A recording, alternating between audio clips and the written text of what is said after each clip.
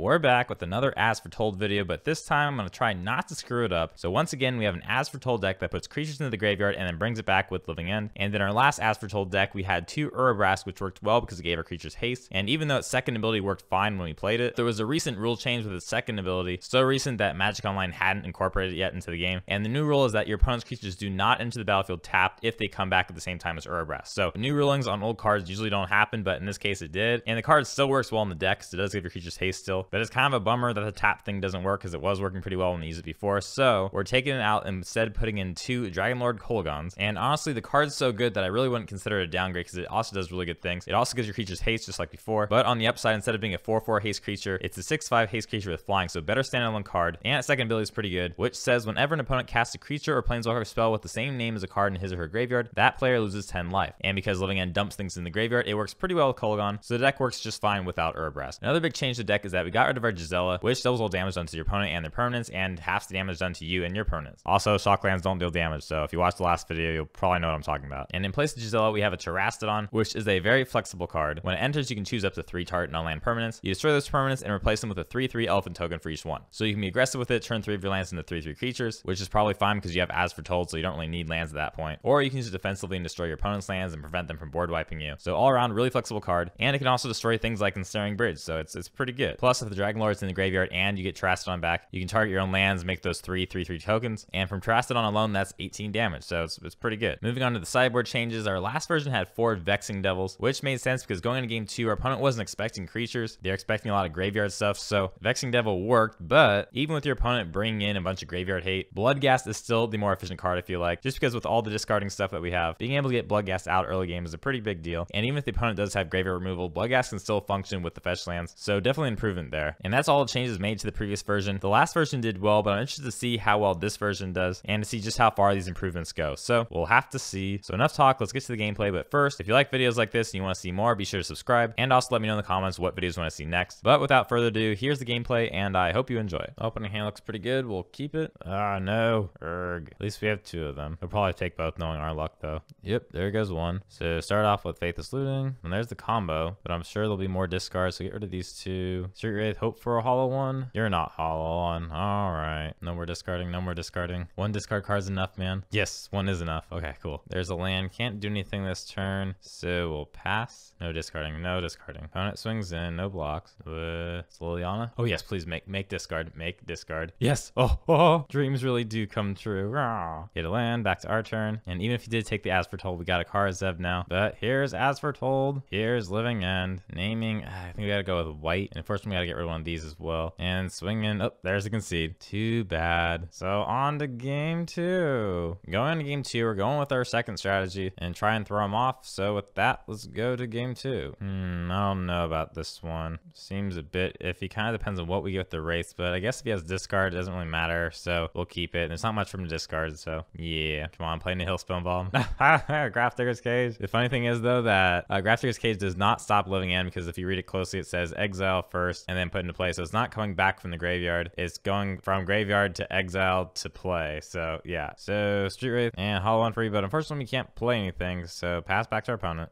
Oh god. All right. Nihil Spellbomb. The plan's working. Well, pull a Bloodghast. These things kind of stop it. We'll swing in for 4, but we can't really do anything because our land situation sucks ass, but we'll just keep on going. It will be hard for me to get rid of hollow one though. Grim Flare. Street Wraith. Might as well cycle it. Darn indeed. All right. Swing for 4. Opponent goes to 9. We're still in a bit of trouble here because like we just haven't played anything. Oh, we can discard. Oh wait. Fiery Temper. But yes. All right. Kill that thing. Man, I didn't even think about Fiery Temper killing that thing, but yeah, it's pretty good. Tarmogoyf. And there's a land. Cool. So might as well go ahead. Swing in. No blocks from our opponent. They go to 5. Well, next turn we can use Karazev on our opponent's creature, assuming we get another land. So play that untap. Pass back to our opponent. We can use the charm to counter something, or there goes a spell or to get rid of stuff in our hand. So back to our opponent. Grim Flare. Okay. And nothing else from our opponent. Well, use the charm. There's the 3rd land we need. Discarding. Not both Bloodghast. So 1 Vision, 1 Bloodghast. But it's very important that we keep 1 in hand because we want to do this. Karazev on the Goyf, playing Bloodghast, which has haste because he's at 5, and muy grande indeed. Yeah, he just lets it go through. Dang, that was brutal. Ah, man. But it worked exactly as it's supposed to. I mean, poor guy brought in Grafdigger's Cage. I mean, I guess the Grafdigger's Cage stopped a Bloodghast from coming back, so it kind of did something, but it does not stop Living End. And poor guy probably also had in the Hill Spellbomb in the hand as well, and probably thought his hand was amazing against our deck, but the switcheroo got him as intended. So mission accomplished. On to the next match. Opening hand sucks, so we'll mull. Ooh, that's pretty good. Okay, keep that. And Faithless Looting on top. Well, we got a pretty good hand. Oh, yes. Yes, this burn. Okay, I think we can outspeed burn here, especially since we have the lands in hand without fetches, and yeah. Back on our turn, go with Faithless Looting. Oh, and there's a hollow one. So close to playing it. Discarding. Do we want to discard the Riverwinder? Well, maybe not. Plus go with Terastodon and Living End. Back to our opponent. Opponent swings for 2. Faithless Looting off the top. Okay. And a Boros Charm. As fast as you are, good sir, I believe we are faster. Faithless Looting. Oh, shoot. There's the third land. Oh. So obviously get rid of Street Wraith, but I was going to cycle the Riverwinder to play the hollow one for free, but we'll have to pay 1 for hollow one. Oh, well. Get rid of these 2 creatures. Drop hollow one for 1, and that should buy us some time. At least long enough till next turn where we get all our creatures back. Yay. Grim Lavamancer. Probably the worst thing they could have played that turn. And since the haste guy is in the graveyard, we'll just swing in for 4. No blocks from our opponent now. As Foretold, then Living End. Yeah. Targeting 2 of our lands, 1 of his lands. I think that's about right. Seems good. Back to our opponent. And there's the game. Oh, we didn't get a chance to attack him with the elephants. That would have been so cool. Oh, well. On to the next one. Going into game 2, I think we should stick with the version we have here because his deck is pretty fast, and trying to outspeed him on the draw is a bit risky. So we'll stick to this version, and hopefully we don't see any graveyard hate stuff. Opening hand looks really good, so we'll keep Monastery. And ooh, Visions. Okay, do the Visions. Talaria West did not want that. Bottom both of these. And back to our opponent. Back on our opponent's turn, Lava Spike, Lightning Bolt, and 3 from Monastery. Wah, wah. And there's Hollow One. Okay, that's pretty convenient. So we will do Faithless Looting, getting rid of Talaria West, Terastodon, cycle the Riverwinder, and then play Hollow One for free. And if our opponent doesn't deal too much damage to us this turn, we could use Zev and then play Living End, but it's a bit risky. Our life's getting pretty low here. Opponent passes back, but the question is, what do they have in hand? 3 cards. Gosh, I wish Iona was in the graveyard naming red.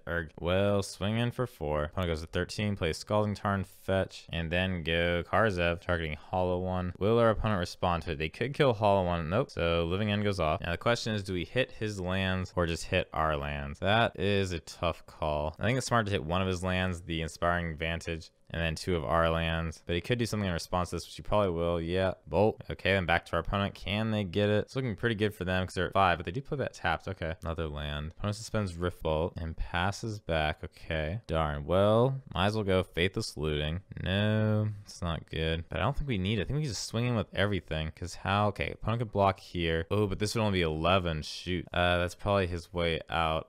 Yeah, I think it's the best move. Just swing with everything. Wait, let me think. He might have Monastery that he's holding in hand. Actually, I wouldn't do it. It could be Goblin God. Okay, that's a really, really tough decision because if we swing with everything, he'll block the Terastodon, go to 1, which means he can't fetch. But I don't think the fetch will matter at this point. But why would he even play it down then?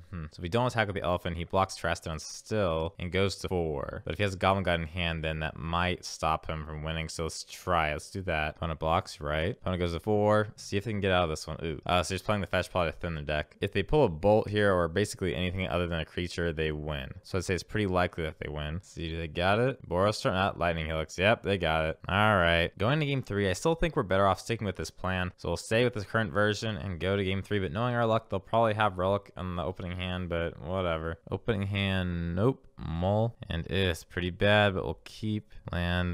No. Start off with Street Wraith.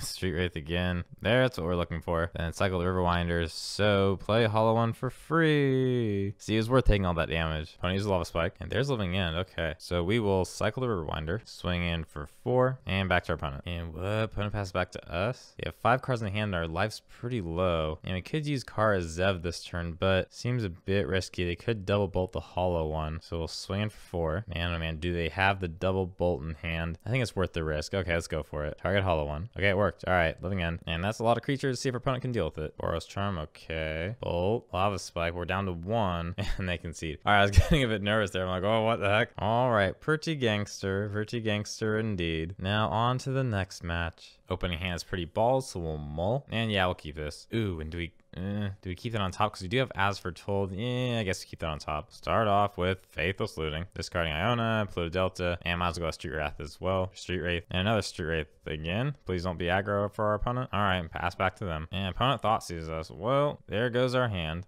Okay, and pull the charm. I will say that for our opponent's turn, pass back. And oh man, I think we got to counter that. Okay, so that's countered. Back to us. Nah. Okay, cycle this. Then Visions. Okay, obviously bottom of the land, and then the Visions. Yeah, I'll keep that on top. Okay, play away land back to our opponent. Again, shoot. Okay. So it's a discarding deck. Well, the good news is going into game 2, we can hopefully do all of our discarding early on before their stuff takes effect. So, visions? Yeah, that's pretty good. But he's gonna probably make us discard, so odds of this working are pretty slim. Keep that on top. I mean, I don't think he has any creatures in his deck, but maybe? Smallpox. I think our opponent's got this one. We're down to 9 already. Yeah, they got it. Let's go to game 2. Going into game 2, I'm bringing our whole sideboard minus the Magus of the Moon. And with that, let's go to game 2. And hopefully we can outspeed them. Opening hands, a bit risky, but we'll keep. And hopefully we can use Burning Inquiry to get the hollow one. No hollow one, and Bloodghast stays in hand. Out. Back to our opponent. Raven's Crime, discarding. Well, that's convenient. Bloodghast. Yay. And nice, and Adept. So, play the Adept. Pluto Delta to get back to Bloodghast. And back to our opponent. Oh, this is about to be sweet. Okay, well, fetch for Steam Vents. And discard Fiery Temper and the Karzev. So, Fiery Temper will let us hit our opponent, putting them at 17. So, it's looking pretty good for us. And a hollow one. Pretty good. We should probably hang on to the charm. So, swing for just 3 this turn. And back to our opponent. Raven's Crime. I guess get rid of hollow one, unfortunately. And then counter that. Okay, that was a good move there. So, that's countered. And conveniently, we get a Faithless Looting. So, I'll have to discard these 2 cards, but that triggers the Adept. And then swing for 5. Back to our opponent. And Liliana. So, will they make us...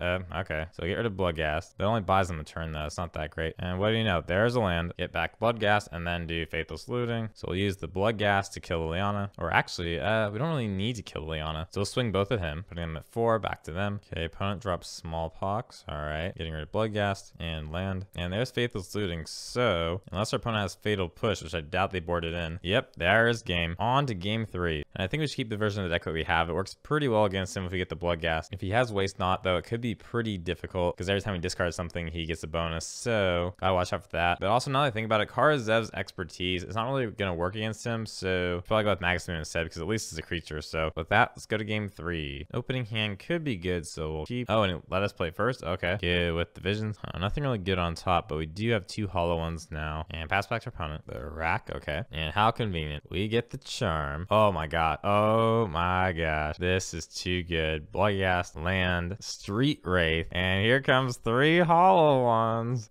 Back to our opponent. Oh, and a Smallpox. Well, that's alright. Only 2 hollow ones. So sad. We pull visions, but we could just save this land for Fiery Temper if he makes this discard again. So we'll swing in for 8. And back to our opponent. Alright, Fiery Temper it is. 3 to our opponent. Oh, and they concede. What? Well, that was lethal, I guess, because they would have been at 8, and then that's 8 from hollow ones. So, alright, we got that one, and we didn't see Waste Not, so kind of lucky. But anyway, on to the next match. Opening hand, so good, but no lands, so mull. And this is about as good as it gets, because we are going turn 1 hollow one. Faithless Looting. Get rid of the Dragonlord, and Erg. What's the second one gonna be? Kind of want to keep Karzev for the combos, so I suppose the Charm. Then get rid of the Wraith, hollow one, and pass back to our opponent. Ether Vial. So it looks like Eldrazi and Taxes. I think we should be fine. Well, it can be tough against them, but turn 1 hollow one is nothing can get better than that. So go with the vision. Well, these aren't lands. Bottom both of these, and swing in for 4. Pass back to our opponent. Thalia, pretty good against us. And do we get rid of Street Wraith? Yeah. Darn. I'm hoping for a second land. Well, swing for 4. Back to our opponent. Hide hollow, and takes 1 of the charms. Okay. Shoot. So much for our hollow one. But no attacks from opponent. Interesting. And we are jammed here. Well, pass back to our opponent. Another Tide Hollow. Doesn't really matter because our hand sucks ass. Probably will take the looting though. Yep. Opponent passes back to us. Wow. Pass back to our opponent. And oh man. I don't think we're gonna win this one. And there's Path Exile. Yeah. They can do 16 to us, so that's game. Alright. Going to game 2, we're going to swap strategies, go with the aggro version. Hopefully dump our stuff before Thalia and that stuff comes out, because Tide Hollow makes it hard for the combo to work. So, on to game 2. Opening hand. My gosh, we have an island. Oh man. Oh man. I guess we have a visions. We can try and hit another land, so we'll risk it. And it's such a good hand too, like Burning Inquiry, Flame Blade Adept. Just pray for a red land. Why? Why? Alright, bottom that hoe, and back to our opponent. Are we really gonna spend both games mana screwed? Hope not. Oh my god, back to our opponent. Wow. Oh, okay. Oh, phew, it's not thought not. Wait, no, that is terrible. No, this card sucks too. There goes our hand. Oh. I don't believe it. We are spending both games mana screwed. I don't think I've ever had a hand this bad with this deck. At least not on back-to-back games. Like, it's just how? Like, we had a Serum Visions in hand. It's like 3 cards, no lands. I don't know. And rest in peace. Well, doesn't hurt us too bad. Okay. Well, shit. Isn't this special? Arbiter. Extra special. I'm not even gonna say anything. On it swings. and 4/4. Oh wait, opponent takes one of our cards and takes the Burning Inquiry, which is probably the right move. Oh my gosh, do we really have to play this out? We're gonna lose. This hand is like, this is the worst it could possibly be. Like, we against all odds, we drew no lands. I might as well suspend this in case our opponent forgets to attack for like 4 turns, but you know, whatever. And if we do draw land, they have the Arbiter to block the fetches. So if we can win this turn, then we win. If we can't win this turn, then we can't win this turn. Amazing. Amazing. There's a land. No, wait. A couple lands. All right. Well, that is impressive. 25 cards, 4 lands. That doesn't seem very high. Well, shit happens, doesn't it? Oh well. On to the next one. Well, we're 3-1. Hopefully we can go 4-1. Hopefully we don't get mana screwed like the last one. But looking at this hand, it's kind of good. I mean, we have the Living End. We have 2 Living Ends, 2 cards that make Living End work, but no discarding. I think it's worth keeping, so we'll give it a shot. And it's Tron. Ooh, nice. Okay, so not bad. Go with the Visions. And how nice. Top both and pass back to our opponent. Matter Shaper. Okay, fine by me. Discard this. Faithless Looting. Oh, I shouldn't have played that land. Oh god, that was a bad misplay. Should not have played that land. Okay, there's the 3rd land, so it didn't really matter in the end. But I should have played the Kalera West after this in case we didn't get another land. But now we'll dump Iona, the land. And it still might not be good enough to fire off next turn. We'll see what our opponent gets. But we don't have to worry about Thought Knot because we have 2 of these, 2 of these. So yeah, looking pretty good. Problem is, opponent will get Tron next turn. Okay, Street Wraith and another Living End. All right, well, we could fire off As Foretold this turn, but I don't think our graveyard is that great. So instead, we'll hold on to the Charm and try and counter anything he plays or discard. Because now he has Tron, it's gonna be a bit tough. Opponent swings in for 3. We take 3 and Endbringer. Perfect. So now we'll go with Charm. And wow, take a look at that hand. Oh boy. 4 things to put Living End in the graveyard, 3 things that are Living End. I mean, dang. Living End, As Foretold. Then back on our turn, As Foretold, Living End. Opponent gets the land, okay. And I don't think it really matters what color we pick. I don't think there's any color in this deck anyway. Could be blue, could be white. There's very few white Tron decks out there. Let's see, what could be the biggest problem for us? Probably let's go with blue. I don't, sure. And back to our opponent. Wormcoil Engine, okay. We can grab that next turn. And Walking Ballista. Oh, too good. So what we'll do, Kara Zev on the Wormcoil. Come on, don't concede. I want to see, yes, good, good. All right, then the Charm on the Ballista. So it's gonna go. And then swinging, putting our opponent at 1. Well, back to them. And there's a concede. All right, pretty cool.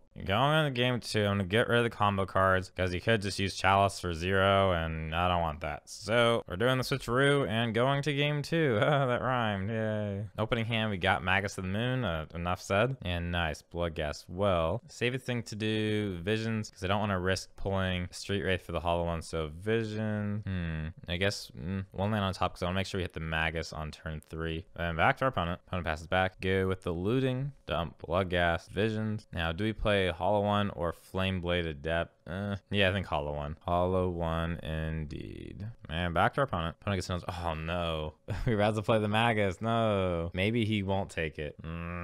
Alright. Swinging with both. Opponent blocks. Opts take the 4 damage. Then we'll go ahead, use the Adept, drop the land, and then pass back to our opponent. Oh, gets a Thought Knot. Okay. Probably has to take the Burning Inquiry. Yep. And then Relic. Tax from our opponent. Yes, no, maybe so. Nope. Do we fetch? Do we use the Riverwinder? I guess we use the Riverwinder in case we get like a Bloodghast or something. Land, okay. Well, Cathartic Reunion. Oh, damn. Alright, so we have a Hollow One. Burning Inquiry. It's gonna use Burning Inquiry, but we're gonna go Faithless Looting. Dang. Pretty good, but gotta discard them, unfortunately. Now, the question is, do we want to swing in with Bloodghast? Probably not, so swing in with everything else. I mean, do we swing in with Bloodghast? I don't think so, because I don't have to worry about getting another land, so just swing in with those guys. The opponent goes for the double block. Alright. Maybe we should have swung in with Bloodghast. I didn't think they would double block that. So why not just go with the Hollow One, right? Oh, there is a land. Okay, well, another Hollow One. And back to our opponent. Mindstone. Opponent drops Relic. Burning Inquiry. I mean, their hand's not great. I don't really want them shuffling their hands, so swing with everything. Ah, shit, that was a misplay. Okay, should have played the Scalding Tarn first, so if our opponent tried to use Relic. Actually, no, they probably could have gotten away with it. What would have happened was, we'll swing with Bloodghast. He'll well, will he block the Bloodghast? If he does kill the Bloodghast, he can use Relic to remove it without having to sack it. But if we play the Scalding Tarn, what we could have done, well, I don't know, basically, long story short, if he blocks the Bloodghast, it dies. Okay, that's basically it, regardless of what happens. Anyways, okay, opponent doesn't block block the Bloodghast, so I was just overthinking it anyway. Okay, so we draw another Burning Inquiry. Okay, just pass back to our opponent. And our opponent come back from this. Suppose they could get the Worm Coil, right? Karn, searching for Hangerback Walker. Okay. Exiles Hollow One, of course. Flame Blade Adept. Well, why Hangerback Walker? Yeah, I don't know. Why would he want... Okay, so we'll play the Adept. And might as well shuffle our hand as well, because I mean, if you really wanted the Hangerback, then we can get rid of it. Yep, and that got rid of it. We also lost a Burning Inquiries for lands. Well, alright. Might as well swing at our opponent. Or do we swing at Karn?